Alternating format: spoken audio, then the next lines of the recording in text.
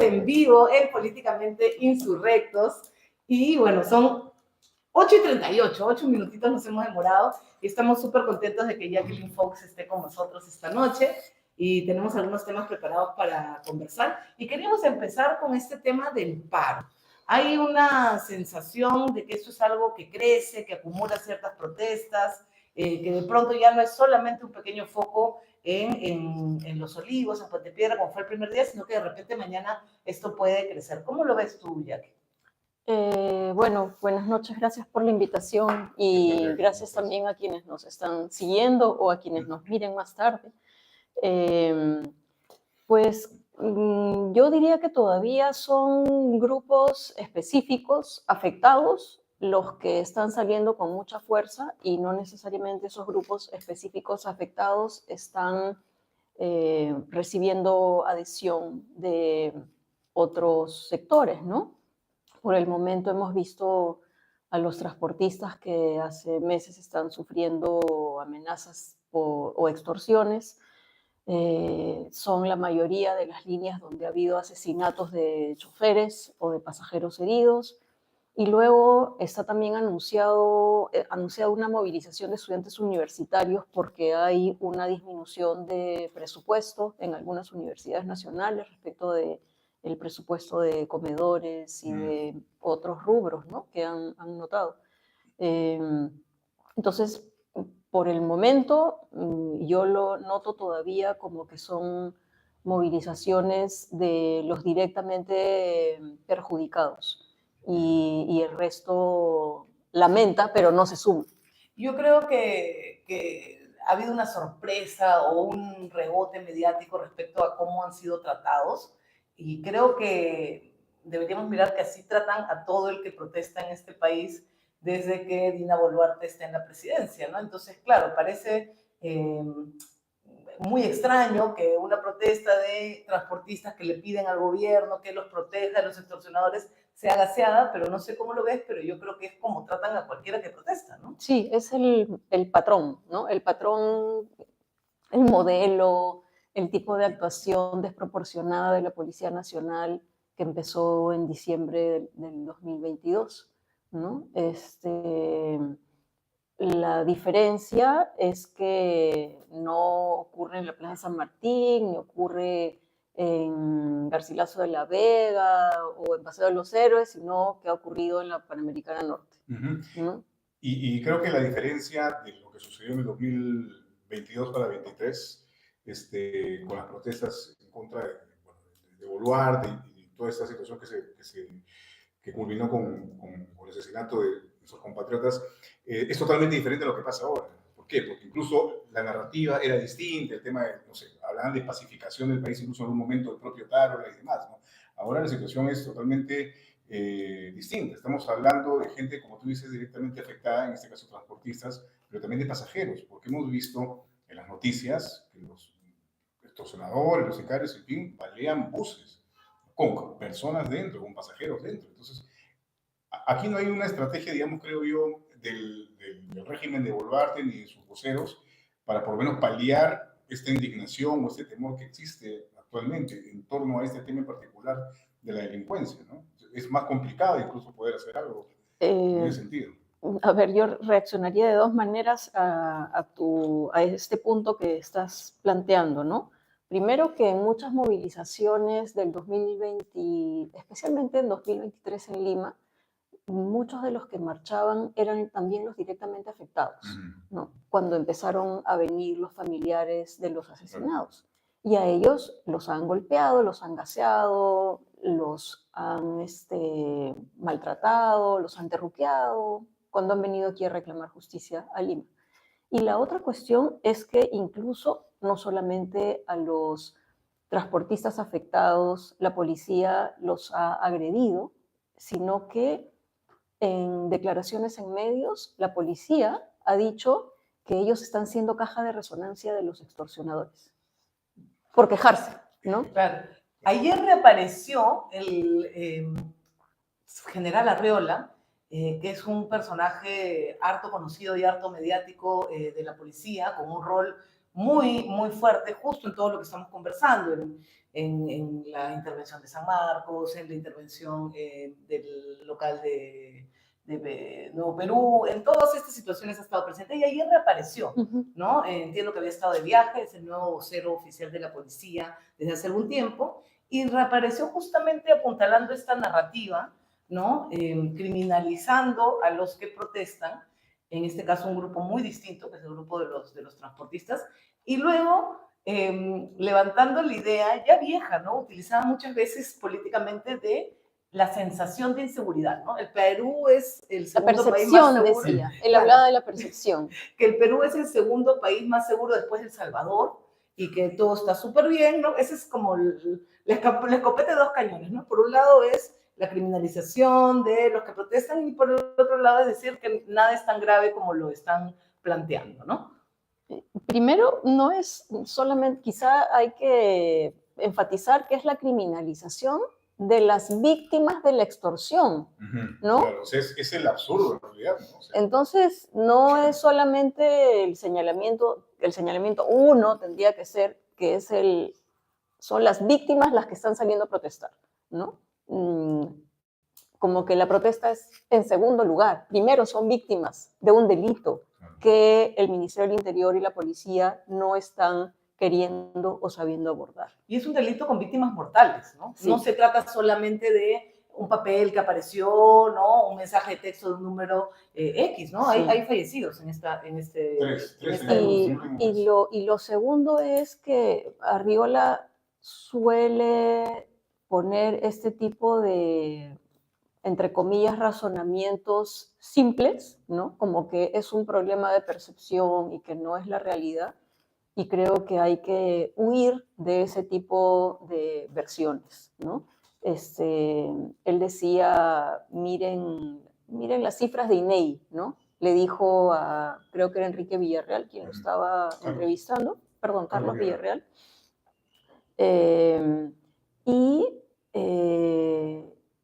Pero él no llevó las cifras de INEI.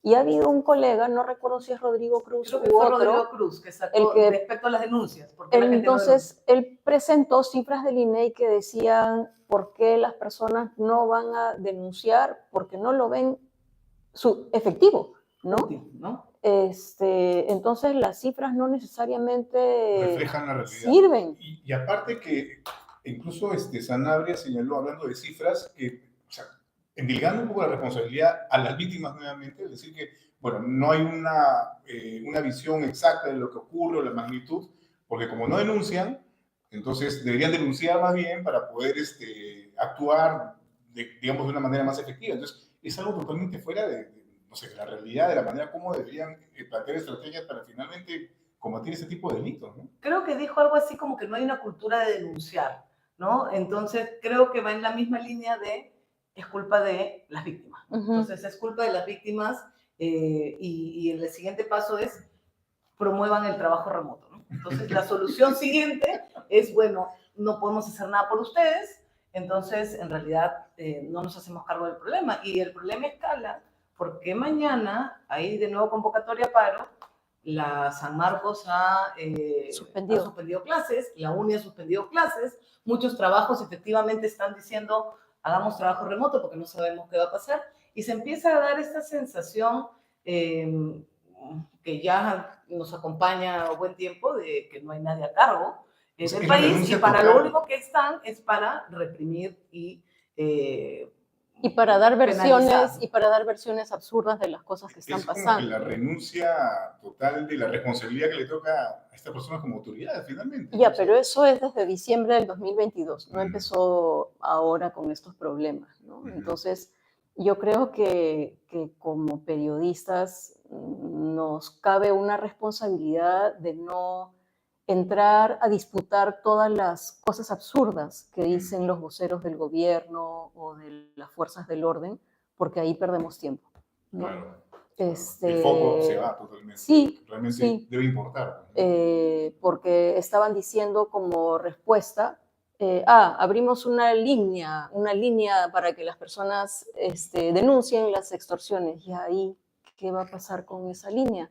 Muchas veces hemos visto denuncias telefónicas que salen en los medios tradicionales más grandes de personas que dicen que han ido a la comisaría a denunciar Claro, y les dicen dos cosas: traiga sus evidencias o si no, pague, ¿no? Claro.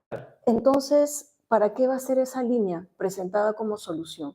Entonces, bueno, volviendo a la cuestión que planteó Lía, de quién está a cargo, no hacen lo que este gobierno, este régimen, más bien, este régimen autoritario, este régimen que básicamente lo que está haciendo es destruir lo poco que nos quedaba de democracia.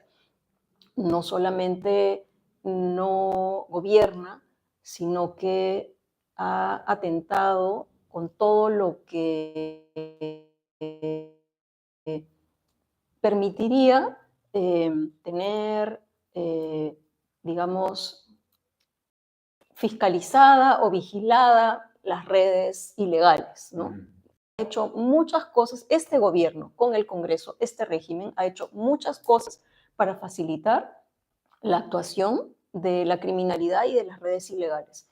Entonces, como que no basta con decir, este gobierno no se hace cargo. No es nomás eso, sino que se ha pasado meses aprobando decisiones que facilitan la acción de la ilegalidad. Para que finalmente se promulguen, como ha sucedido En realidad, con la ley o sea, de la criminalidad, dejándolas pasar es colusión. Claro, exacto, es complicidad, complicidad. Y ahí es Terrible. importante lo que mencionas, Jackie, porque creo que han pasado tantas cosas y muchas han pasado por debajo del radar mediático y de opinión pública, y que las consecuencias salen a la luz y recién allí se retrocede un poquito a mirar por qué pasa lo que pasa. Y creo que está ocurriendo con un tema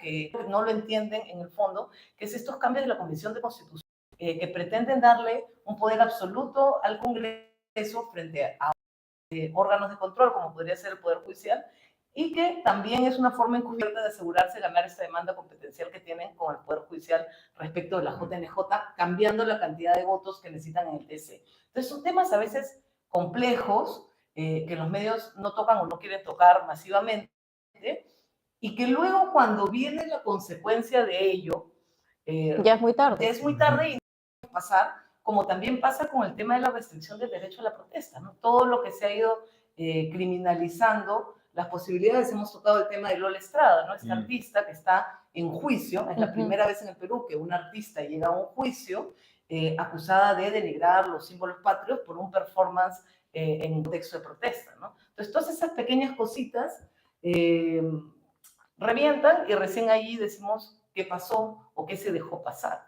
¿no? Sí, quizá esto último que has mencionado de los cambios en el Código Procesal Constitucional no es encubierto, sino que es un asunto que normalmente no está en el cotidiano de las personas, pero es tan sencillo como que el Congreso quiere eliminar lo último que podría haber de contrapeso. Contrapeso desde el Tribunal Constitucional. Ya sabíamos que en el Tribunal Constitucional hay más bien este Tribunal Constitucional que ha sido elegido por este Congreso, normalmente siempre vota a favor de lo que el Congreso quiere, ¿no? Hay quienes le llaman al Tribunal Constitucional que es una bancada más del Congreso, pero en algunas causas, como la que mencionabas de la Junta Nacional de Justicia respecto de lo que pretendía el Congreso, que era sacar a Inés Tello y a Aldo Vázquez, se necesitan cinco votos de mayoría, ¿no? Y lo que quiere el Congreso es bajarlo a 4. Son 7 integrantes del Tribunal Constitucional. Sí. Era una mayoría, digamos, que podía, o sea, no tan simple, digamos, la valla de cruzarse. Y 4 sí tienen, ¿no? Claro. Y 4 sí tienen. Ahora, ¿por qué les interesa la JNJ? El contexto es terrible porque en realidad la manipulación que están desarrollando progresivamente respecto, por ejemplo, a esto, ¿no? O sea, legisla, hacer que las cosas calcen para sus propósitos, ¿no? No tengo 5, hay que bajarlo a 4. Esto ya es lo mismo, esa película repetida. Claro, el Poder Judicial, a través del control difuso, señala que no se puede desarrollar una cuestión constitucional en tales condiciones porque vulneran derechos fundamentales. Ah, no, entonces lo cambiamos también.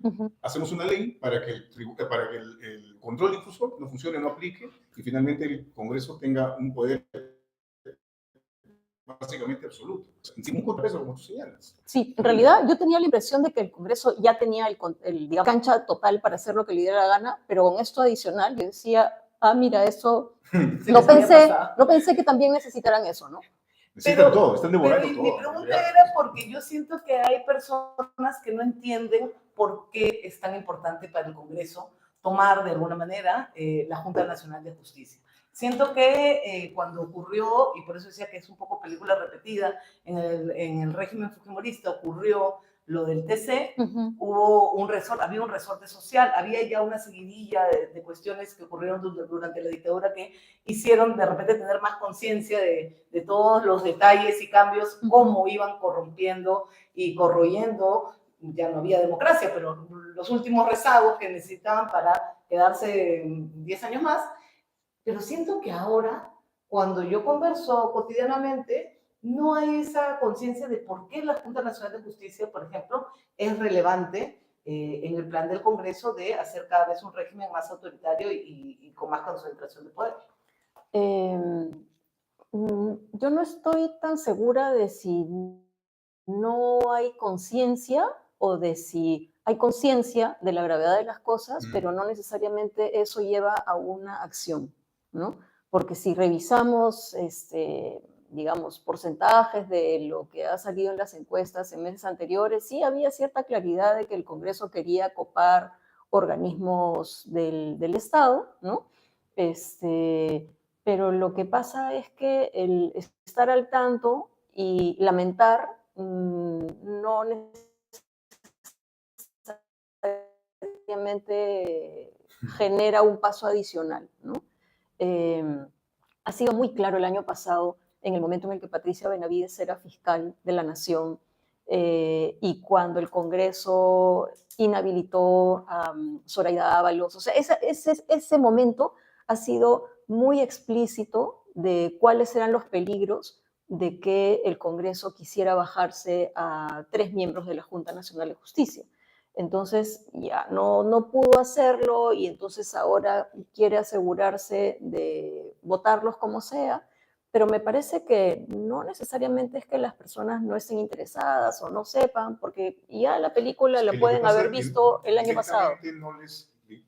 Creo yo, no les atañe en el sentido de la vida cotidiana, como tú has mencionado hace un momento, ¿no? Es peligrosísimo para el sistema democrático, para nuestra democracia, para la institucionalidad, pero lamentablemente las personas, y nosotros, yo me incluyo incluso, estamos preocupados por mañana cómo vamos a hacer, no sé, en fin, ¿no? De acá al próximo mes, de acá a los próximos 2 meses, cómo vamos a vivir, qué vamos a pagar, en fin, ese tipo de cosas. No sé, posiblemente para, digamos, exagerando un poco, posiblemente para las personas que en este momento están en pobreza o oscilando hacia la pobreza, es demasiado lujo pensar en eso, ¿no? Puede ser, porque no necesariamente para ellos cuando necesiten acudir a la justicia les está garantizada, ¿no? Entonces, ¿por qué se interesarían de lo que pasa arriba? La JNJ me parece que es muy lejano. O sea, pero incluso sabiendo que ellos son los que deciden jueces y fiscales. Claro. Ellos son los que nombran, ellos son los que sancionan, ellos son los que evalúan. Pero ya, pensemos en las personas comunes y corrientes que sepan que esa es la función de la Junta Nacional de Justicia. Ya, pero cuando si yo soy, por ejemplo, hermana de una víctima de las protestas del 2022-2023, me está tocando una justicia terrible, ¿no? Entonces, da lo mismo casi si son los que quiere este Congreso o los que venían de la elección primera de la Junta Nacional de Justicia, lo que han tenido respecto de las investigaciones fiscales ha sido terrible, ¿no? Y ahí me estoy refiriendo solamente a ese hilo de quienes necesitan acceder a justicia con el debido proceso y no lo tienen. Y ya pensemos en todo el resto todo el resto de las personas que necesitan acudir a la justicia, y así haya algunas personas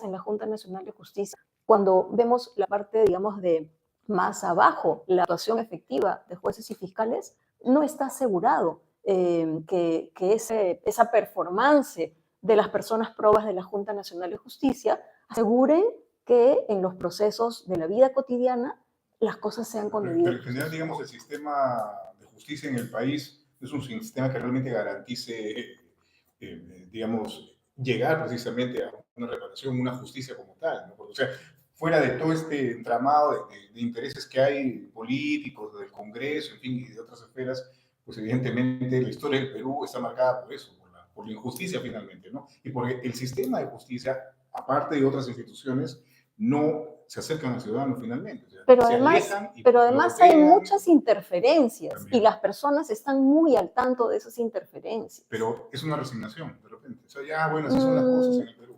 Así funciona. No sé si es resignación. Yo cuando, por ejemplo, veo las audiencias de Justicia TV, que lamentablemente hay que verlas en Justicia TV porque no son presenciales, hay muchas personas comunes y corrientes que están conectadas a las audiencias y hacen comentarios y dicen, ¿por qué esto demora tanto? Ya deberían sentenciar, qué sé yo, ¿no? Ahora, hay una parte que creo que también es importante en esta embestida, en este proyecto ómnibus que tienen en la Comisión de Constitución, que es la que tiene que ver con las autoridades electorales. ¿Y por qué lo traigo a colación? Porque yo sí escucho mucho en mi conversación cotidiana con personas diversas, ya bueno, hay que esperar a las próximas elecciones y el nuevo Congreso va a arreglar todo lo que han desbarajustado.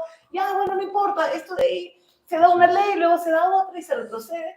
Y luego, conversando a raíz de este tema, le escribí a varios abogados con la intención de entender a fondo, porque son temas jurídicos complejos, y me decían, bueno, uno, no es tan sencillo deshacer lo que se está haciendo, son cambios constitucionales que requieren, y dos, han movido las reglas de juego electorales de para que varios sean senadores. Exactamente, sí, y si estas personas, además, restringiendo las multas, las posibilidades de paridad, las posibilidades de quiénes van a candidatear, la democracia interna de los partidos. Regionales, o sea, hay todo una red de cosas que se y han eso me refería modificado. con que hay un montón de cositas chiquitas que pasan como una notita, como una mención por allí, y que luego en el momento cuando las personas digan, bueno, ya,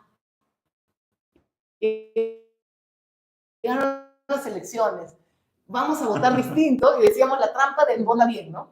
La trampa del vota bien. Uy, vamos a votar. Uy, asume tu voto. Asume tu voto. Entonces asumo mi voto, pero voto por uno y llega al Congreso y se cambia de partido, no hay ningún problema con eso. Los que tengo para elegir para votar están colados con todas estas leyes y contrarreformas que ellos han metido. Entonces están tratando de inhabilitar a candidatos. Bien, eso es entonces terrible. No sé si se está viendo la dimensión de todo lo que hay para que las cosas no solo no cambien, sino sigan empeorando. Y creo que el último estadio también es el tema de los organismos electorales, ¿no? Que es algo por lo que han estado intentando entrar por un costado o por el otro. Les ha caído el pare, ¿no? De varios lados, de repente organismos internacionales, y han retrocedido, pero creo que no renuncian a esa intención. No, yo... Dale, Jackie, dale.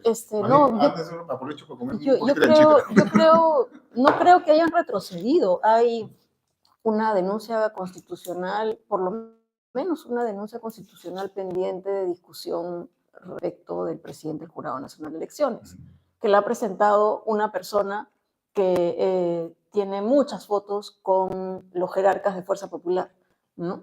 Eso ¿Y qué va a pasar con esa denuncia si es que estos cambios de la Comisión de Constitución prosperan?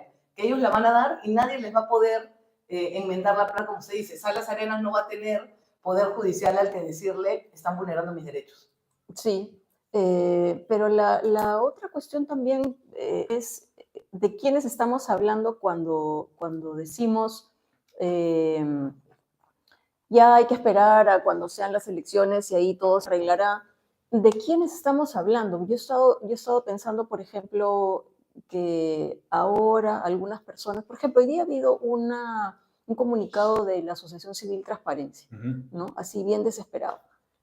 Pero cuando han pasado tantas cosas antes, en los meses, no solo meses, en los años pasados, cuando el Congreso anuló la cuestión de confianza, cuando empezó, digamos, a maniatar al Ejecutivo para que haya equilibrio de poderes, cuando dijo ahí algo la Asociación Transparencia. O sea, ahorita ya como que ya fue, ya es muy tarde, ¿no? Esa era un poco mi reflexión. O sea, Pero hay actores que debieron tener voz antes también. el asunto es cuáles son esos actores, ¿no? Hay algunos actores que han decidido como ya mejor no confrontar, vamos a Pero es ordenarnos un estado de con lo que resignación, mi amor. hay. O sea, la gente ya no. O sea, Y la hay gente, otros que... las instituciones, que es más peligroso. Bueno, pero hay otros que tomaron una postura cuando quien estaba en el gobierno no era de su agrado y tienen otra postura ahora cuando está otra persona en el poder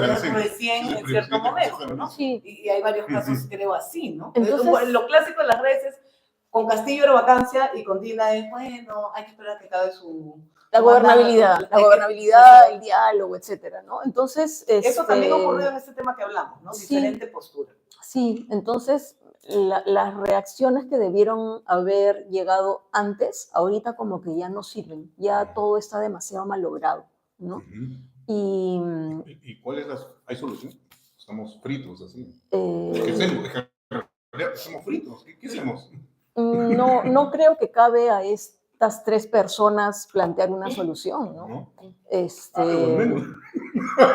que pasa es que caminos a ver, se habla mucho de la calle, del camino de que la calle puede contra una mafia política. Y esa es la respuesta. Y no solamente es esa, ¿no? Es justamente todo está hecho para limitar el derecho a la protesta, para criminalizar a las personas que protestan, para perseguir, para detenerlas. Eso conversamos en el programa pasado con Adrián Sarria, ¿no? Año y medio, 2 años detenidas personas, todavía hay personas detenidas en el contexto de protesta. Entonces, yo siento que una de las cosas, no es que la planteemos nosotros, pero que se dice mucho es, tiene que despertar la calle para poner en su sitio a estos políticos, coincido ¿no? con Jackie ahora, ¿no? O sea, es bastante tarde, me parece, ¿no?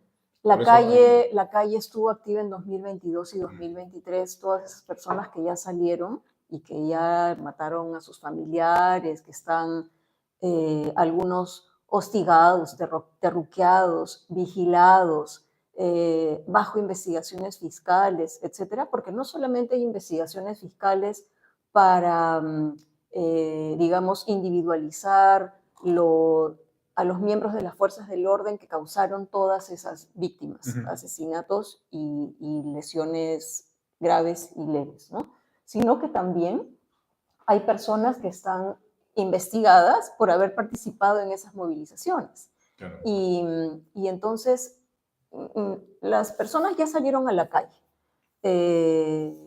Y después de todo esto que les ha pasado, esas mismas personas ya no volverán a salir, porque así salgan, les volverá a pasar más o menos lo mismo, ¿no? Y estábamos hablando hace un momento del paradójico caso de una joven artista que sale a hacer un performance de protesta y que está enfrentando un juicio oral por ello, mientras que las familias de las víctimas no logran aún avanzar con sus casos de una manera concreta, ¿no? Recordemos todo el camino tortuoso que han ido ocurriendo, cómo Patricia Benavides movió las carpetas de un lugar a otro, cómo viajaban para seguir sus casos. Y la otra cosa es que creo que hay que notar que el actual fiscal de la Nación está bajo un ataque del poder político. Santibáñez se ha pasado casi 3 semanas, el ministro del Interior actual, intentando que el Congreso haga algo contra el fiscal de la Nación, ¿no? Y quiero conectarlo con una cosa, que justamente ese mismo coro, porque son casi los mismos actores, está ahora justamente apuntando al fiscal de la Nación a través de José Domingo Pérez, ¿no? Que es lo que ha salido en este espacio y a través de lo cual, si bien es cierto, José Domingo Pérez es un objetivo del ataque, pero también se enfatiza mucho la presión al fiscal de la Nación a través de esto, ¿no? Decíamos, ¿qué hay en este tema de José Domingo Pérez, Jackie? Bueno, es la continuación de los ataques que él sufre desde el 2019, pero ahora bastante más como coordinados, por decirlo de alguna manera, desde los medios de la desinformación. Entonces, ayer y el lunes me parece que han continuado las audiencias del juicio oral a Keiko Fujimori, el caso Cócteles, Odebrecht, y en vez de que haya información acerca de la evolución de ese juicio y todas las dificultades que se notan en esas sesiones de la audiencia, la atención se ha ido a una investigación fiscal que el medio El Foco informó en junio o julio del año pasado, ¿no? No, porque lo que se ha anunciado, como tú dices, en los medios de desinformación es precisamente eso, no es la continuación, o sea, no hay por lo menos nada novedoso en general, y más bien se parte de una cuestión cierta, real, porque hay una investigación en curso, pero se le añaden condimentos que hacen ahí el revuelto, digamos. Yo diría que no son condimentos, sino falsedades. Ojalá fueran condimentos, ¿no? Ojalá fueran condimentos. Hayan hecho una buena chamba los colegas de Epicentro, La Encerrona. He visto también a Fernando Loaiza, que es un economista especializado en temas tributarios, que también ha analizado. Abogado. Es abogado, ¿no? Tributarista, me parece, que ha analizado también muy bien. Si pueden, lo siguen en redes sociales y ahí van a ver todo el detalle. Y justamente esto coincide, ¿no? Coincide con que el caso Cócteles sigue avanzando, porque el TC limitó, digamos, el accionar o las posibilidades del caso, pero el caso continúa. Yo me pregunto, por ahí luego que comenten en las redes sociales, ¿cuántos titulares y cuántas notas han visto sobre las audiencias del caso Cócteles? Y lo que se está hablando, ¿no? Se ha seguido trabajando temas difíciles, ¿no? Sí, yo he estado viendo algunos momentos de las últimas audiencias, la verdad, y, por ejemplo, ha habido mucha información de descargo del expresidente de la CONFIEP Briceño, Ricardo Briceño, pero no ha habido en los medios grandes información de el interrogatorio que le hizo el fiscal José Domingo Pérez a Ricardo Briceño, creo que en por lo menos 2 sesiones y media. Y en esas sesiones, el expresidente de la CONFIEP reconoció que había firmado certificados de donaciones de las grandes empresas del Perú cuando ya no era presidente de la CONFIEP, porque Humberto Speciani, su sucesor, todavía no tenía inscritos los poderes en registros públicos.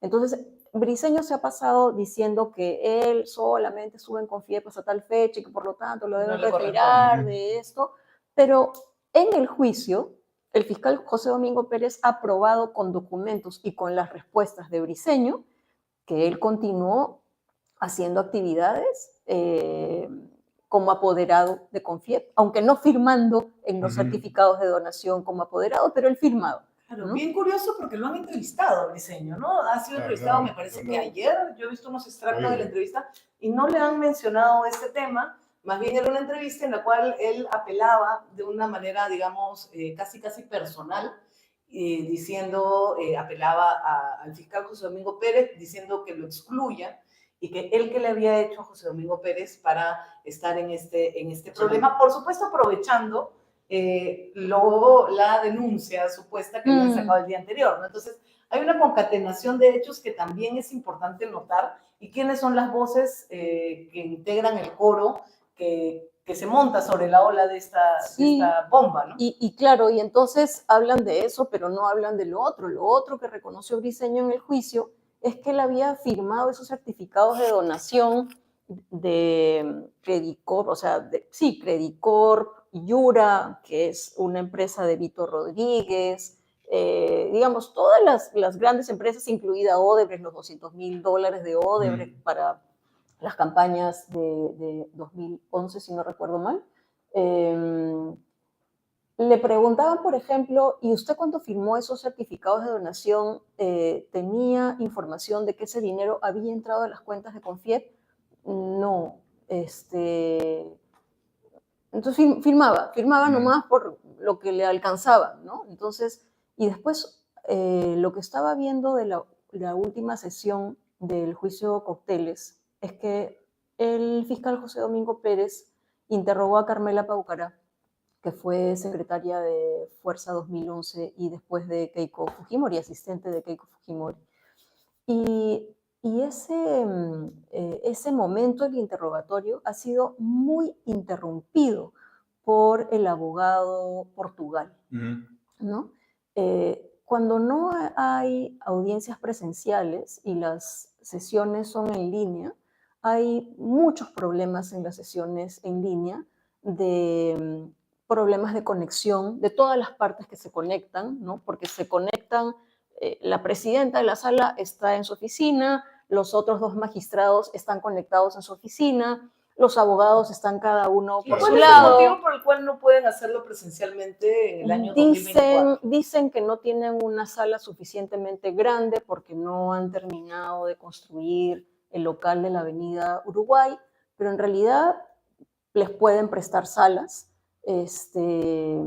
Y entonces hay muchos problemas de conexión que impiden que las sesiones sean lo suficientemente fluidas, pero además hay otro tipo de problemas por la falta de presencialidad y cuando no hay, digamos, seguimiento por parte de la prensa, ahí puede pasar casi cualquier cosa, ¿no? Y hay muy pocas personas viendo, y lo peor de todo eso. es que finalmente en los medios tradicionales o los grandes medios, la vitrina se le da no necesariamente o sea, o no se cuenta toda la historia. Por último, por temas administrativos, de repente un fiscal no puede declarar en un programa constantemente, ¿no? Pero igual no se cuenta la historia completa y más bien se le da vitrina solamente a una de las partes. En este caso, los acusados, que obviamente tienen mucha más condescendencia por parte de... Es bien difícil que un acusado salga y diga, sí, yo estafé, robé, lavé o lo que fuera, sí, ¿no? Es clara la postura y por eso decía que dónde está la parte también del periodista o la periodista de decir, bueno, pero en el juicio usted dijo eso, pero antes hubo esta parte, y ahí voy un poco al tema de las prácticas también periodísticas que estamos viendo y que merecen siempre una reflexión, un mea culpa y un intento de también diferenciar cuando se está realizando un trabajo periodístico honesto y cuando se está trabajando de una manera intencionada para generar fake news, noticias falsas, ¿no? Bueno, quizá lo que habría que decir es que es un momento de tratar de poner todas las luces sobre todos los procesos estos de investigaciones fiscales, por ejemplo, a Nicanor Boluarte, que también continúan las audiencias hace varias semanas del pedido de prisión preventiva a Nicanor Boluarte y a Mateo Castañeda, y eso es otro proceso del que tampoco hay noticias porque se prefiere hablar de Chibolín. Y estamos hablando del hermano de la presidenta de la República. Pero no solo eso, sino que los delitos por los cuales investigan al hermano de la presidenta están en relación con el poder que tenía o tiene el hermano de la presidenta, en relación con el ministro de Justicia, en relación con la policía, etc. Y hablando de Chibolín, precisamente, salta, digamos, a la luz este aparente, digamos, no sé si malentendido, pero enfrentamiento entre el Poder Judicial y la Fiscalía, ¿no? Ayer prácticamente el Poder Judicial se convirtió en campana de los que estaban siendo investigados y eventualmente iban a ser allanados, ¿no? En un tuitazo dijeron, se ha decidido tal cosa, y de alguna manera insultando la inteligencia de la ciudadanía salen a decir, no hemos emitido ninguna resolución. O sea, pero a estas alturas un tuit obviamente corre mucho más rápido que una resolución, y así no lo hubieran emitido de manera formal, ya está ahí en las redes. Entonces es terrible en realidad, ¿no? ¿Tú cómo ves esto? ¿Qué opinas de esto? Eh, ¿Hay algo más atrás, más allá de eso? A ver, no tengo información acerca de quién decidió o si eso fue con autorización del presidente del Poder Judicial. O sea, no sé si fue una orden de Arévalo o fue un entusiasmo del área de comunicación del El Poder community. Judicial, como para... No sé, como, ¿ah? O sea, Ujú. tenemos experiencia en estas cosas y no se mueve un Es un dedo en las caso bien ejecuciones importante, públicas ¿no? No, y es un si es que no caso sea una orden directa. muy mediático, más que... Pero bueno, Sí. en cualquier caso, el Poder Judicial no puede pretender quedar bien con su comunicado ese de respuesta al Ministerio Público, ¿no? Claro. Eso efectivamente es insultante, esa respuesta del Poder Judicial. Pero lo que quería, digamos, mencionar cuando decía esto de que se necesitan todos los reflectores sobre estos casos emblemáticos, ¿no? Está lo de Nicanor Boluarte, están los juicios a los expresidentes. O sea, También. ¿en qué países están juzgando expresidentes? Estados Unidos y Perú, y quizá Brasil, ¿no? No hay muchos países en el mundo donde se juzgan expresidentes. ¿Dónde está esa información en nuestros medios? No y los está. casos de graves violaciones de los derechos humanos durante el conflicto armado interno, que hay algunos que eternamente siguen esperando resolución. Bueno, falleció Fujimori, sin embargo, muchos de esos casos aún siguen, Sí. y hay personas que tienen que encontrar justicia y que tampoco se está enfocando esos casos. Sí, por ejemplo, en estos días continúa el juicio oral del caso que en el Poder Judicial le llaman el caso Sobres Bomba, ¿no? Que implica el asesinato de Melissa Alfaro, homicidio de Melissa Alfaro, la periodista, ¿no? ¿Cómo sale eso en el tweet? A veces dice, continúa la audiencia a Santiago Martín Rivas por los delitos tales. ¿Y quién va a reconocer? ¿Quién entiende eso? ¿Quién sabe qué es eso? Ahora, O sea, eso se hace, no sé, a propósito, se hace porque finalmente se cumple un estándar de tweet, o sea... No, hay algunos, exacto, hay algunos casos en los que los tweets son muy explícitos, Claro. cuando les da la gana, Exacto. pero en otros no, Exacto. ¿no? Y cuando me refería a esto de que hay que tratar de tener todas las luces posibles, todos los reflectores posibles, creo que también hay que agradecer a veces que desde espacios que no son periodísticos, sino de, entre comillas, periodismo de conversación o streaming, en Pitucos Marrones, que creo que ahorita está en emisión, ayer ellos hicieron notar una contradicción de Philip Butters respecto del momento en el que él va afuera de la clínica donde estaba, entre comillas, internado Andrés Hurtado, y en un primer momento Sí. Butters dice, yo fui porque ahí estaba la noticia. Porque queda cerca de mi canal.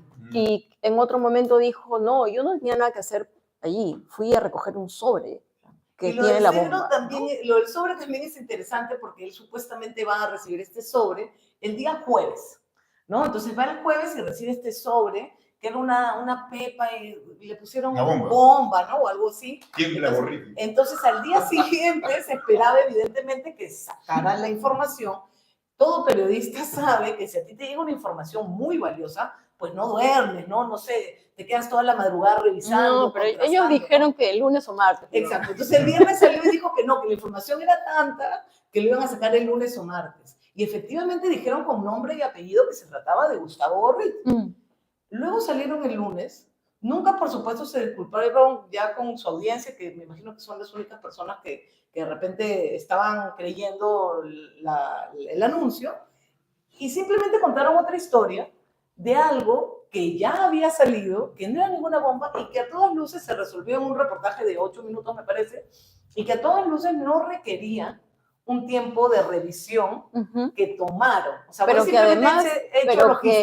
además lo contaron con falsedades. Exacto, pero mi punto va siendo que podrían haber contado eso mismo el viernes.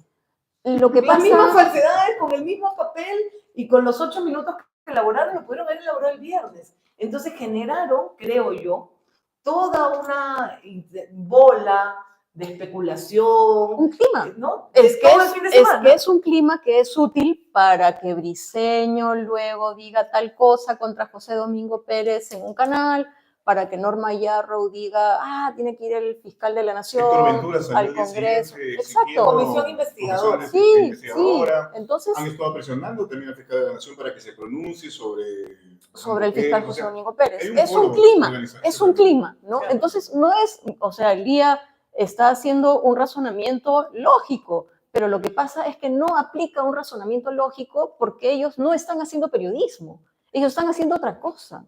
Y es intencional este tiempo generar toda esta bola en redes sociales, mensajes por WhatsApp, en que empiezan a especular, ¿no?, de las aristas que podría tener esta supuesta primicia. Y efectivamente el lunes salen con esto e inmediatamente gatillan las voces del coro, y que además muestran la mano de detrás del truco, ¿no? Como se dice, es decir, evidencian a qué va el asunto de la supuesta denuncia. Entonces, dejan claro a José Domingo Pérez a colgarse de esto, Sí. sale el partido, el principal investigado, José Domingo Pérez, a armar una comisión investigadora. Claro. Alejandro Aguinaga también furibundo ha salido con el tema, y voceros mediáticos que siempre también están en esa misma línea. Y el grupo- se pone donde debería estar, como dices tú, pues. Y el grupo de choque hoy día en la puerta del Ministerio Público, también exigiendo que se vaya José Domingo Pérez, Terrible. que Gorriti entregue su celular, ¿no? Sí, y bueno, Es una secuencia. Claro, no quiero dejar de mencionar con lo del celular que acabas de traer a colación, lo que ocurre con Paolo Gas, y he leído con preocupación que Pedro Salinas dice que también están yendo tras él para pedir que levanten el secreto de sus comunicaciones, ¿no? Creo que eso también es algo, lamentablemente, los periodistas en general hemos perdido mucha simpatía del público, de la opinión pública, ¿no? No ha habido mea culpa por tantas cosas que han ocurrido con los medios, y creo que eso hace que de repente la población no se indigne por cosas como estas, pero en ninguna democracia el sistema de justicia le levanta el secreto de las comunicaciones a los periodistas y se permite este nivel de acoso que hay en este caso con Paola, con Pedro y también con otros colegas en regiones, y el manifiesto comportamiento del ministro del Interior, de la propia presidenta Boluarte, ¿no? Y del vocero, entre comillas, presidencial, que también anda atacando a los medios cada vez que puede. Terrible. Bueno, creo que estamos llegando ya al... Sí, quiero decir algo antes de cerrar. El colofón del programa. Justo voy a cerrar con lo que empezamos, ¿no? En una técnica circular, que es con lo del tema del paro. ATU ha sacado un comunicado respecto del tema del paro, diciendo que mañana el servicio del Metropolitano va a atender desde las 5 de la mañana, un poco para tratar de paliar la ausencia de unidades. Los corredores complementarios se han programado de 5 de la mañana a 11 de la noche. Los buses de transporte público convencional tienen programada su operación de 4 de la mañana a 11 de la noche, y la línea del Metro 1, bueno, eso es todo. Hablando de otra institución que ha perdido y desaparecido también su presencia, ¿no? Y otro tema que tú querías mencionar, que es de esta noche, es el tema de que se ha aceptado un recurso de amparo, ¿cierto? Un recurso de amparo en torno al traslado del acervo documentario del Archivo General de la Nación, ¿no? Que es un tema que está preocupando a muchos. De hecho, nosotros conversamos la semana pasada con Joseph Daje, historiador y docente también universitario, y nos comentaba pues todo lo que se pone en peligro debido a este traslado inadecuado, inapropiado, y que extrañamente se quiere dar a la fuerza, ¿no? En un lugar en el que no guarda las condiciones necesarias, ¿no? Sobre ese tema, porque tengo entendido que el traslado se iba a desarrollar el 26. sí, mañana. Mañana, ¿cierto? Mañana. Entonces, se ha planteado, o se ha aceptado, se ha declarado fundado un recurso de amparo. Se ha aceptado. Se ha aceptado, ¿cierto? Se ha aceptado a trámite, digamos. Trámite. A trámite. Ya, okay. Pero hay una parte, un aspecto que todavía queda pendiente, que es la medida cautelar. Normalmente o sea, debería detener, ¿no? Digamos, el procedimiento como tal, ¿no? Y deberían fijar una fecha de audiencia del amparo.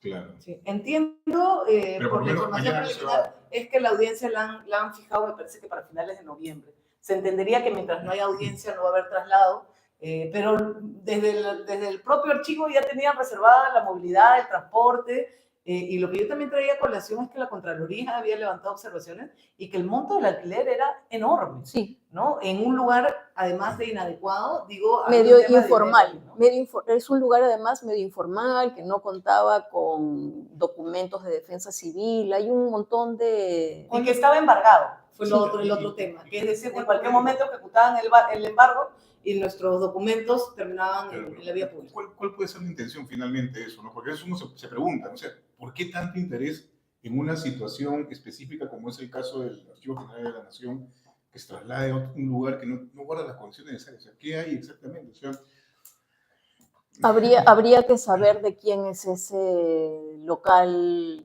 y la plata que va a recibir del Ministerio de Cultura, ¿no? eso Porque podría ser por ahí. Ese es un ángulo, ¿no? El otro ángulo es, y lo mencionó también Joseph Dager, es qué pasa con el presidente del Poder Judicial, ¿no? Quiere pasar a la historia como el que desalojó al archivo, porque hay una pugna con el Poder Judicial por el espacio en el que está alojado, ¿no? Entonces, no sé ahí también qué relación o qué otra solución puede haber. Por lo pronto el ministro de Cultura está mudo, ¿no? Y lo otro que hay que pensar también es que eso tiene otras consecuencias aparte del deterioro del acervo, es que quienes usan el archivo no podrían entrar a un sitio a investigar, ¿no? Que es lo que hacen los historiadores u otros que necesitan revisar el archivo. Pero segundo, que se puede no solamente perder el material por las malas condiciones del espacio, del local, porque está cerca del mar, porque está al lado de una fábrica de lejía, sino que es más fácil que haya tráfico de bienes culturales. Es algo que ya ocurrió. Es algo que se da igual. Sí, es algo que yo pero ahora puede ocurrir peor, ¿no? Porque sabe Dios cómo lo tendrán ahí si es que lo trasladan.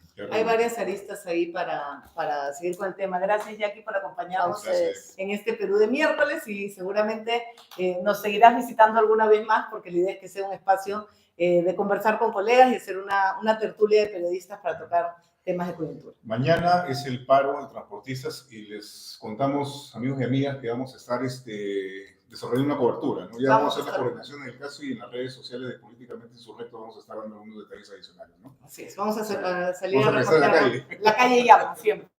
Oye, muchas gracias. Gracias por vernos. Cuídense. Gracias. Chao. ¡Hey!